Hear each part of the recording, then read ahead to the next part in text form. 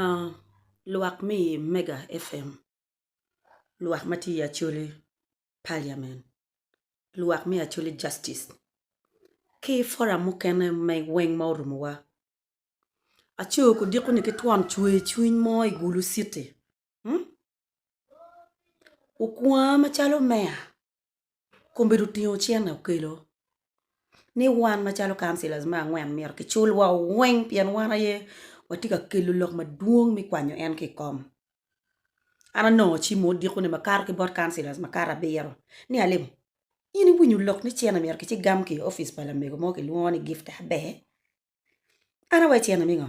Ni ki wacho kwa mingo chiena ti kuno era dongi te luoro un jo adi mo ni un mogo ubutuju lok yo.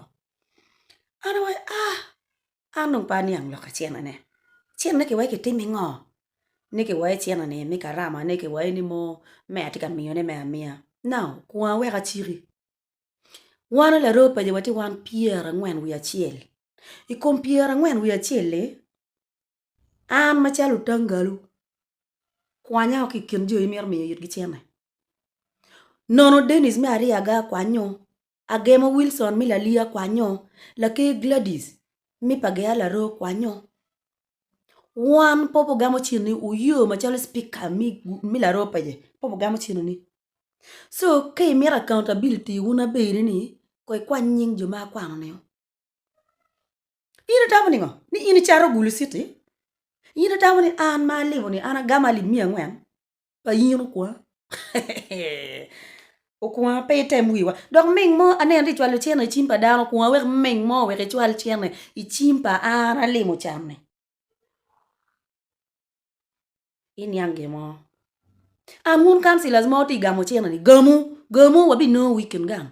O tamu no charo gulu city almost the entire la ropa je kom wan pier ngwen wiene dano signing pol chiena winyi. Udong mape wa duong wan mon maki luoro ba po karapa. Eno ni kito mer ke bet kere eno kito mer ke tel tere ke tela. O kwa wan jomo kena waramo tela mi bedo mea mi city. Chiena wa nyokero mi bieto kui gulu ni ena ipeke. Ento pe wan po charo luak wa. Kachalo an pa charo lukoro kwa. Pa charo. Gwake. Kayini meno irwa chente, ting chente, ite bor accounting officer. Office wape? Town clerk mila ropa jepe? Mayor mila ropa jepe? Ter wa reason, ma wabi signing ye chiena ni, wachikat chingwa, aya keti mino wachiena mia. Pinga mier wakari ye ching. Pinga dak biru bena office pa be. Ukwa yin mier ki kom. Lok inu ki kem.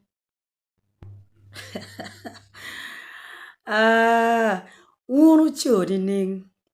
Ana cho. Machunya yom tien. Lok ti gulu siete buam. La ropa je. Ukwa dak tika tema wa ye. In fact ukwa tika tema. Awinyo ni chiena odonyo. Ali mia ngwena kom la council chiel.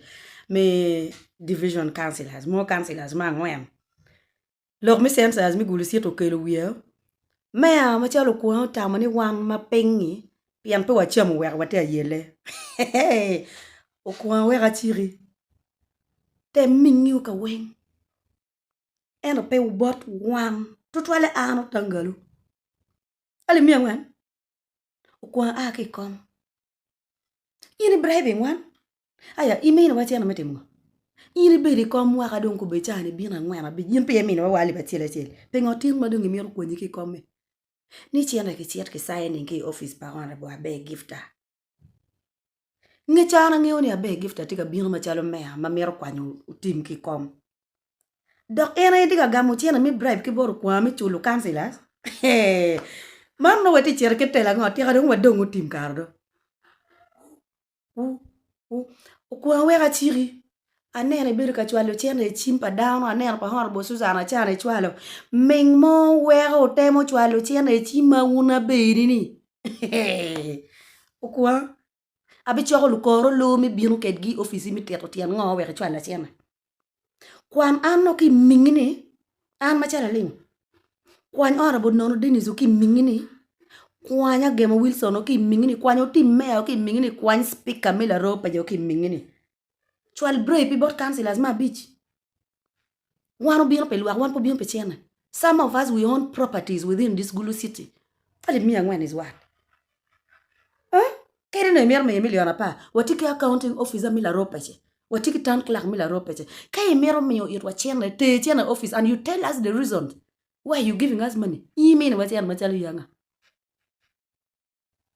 Kwa. Kwa. Ina mero chato Gulu city lo. Ada? In fact, yung John, chunya chue to twala chule.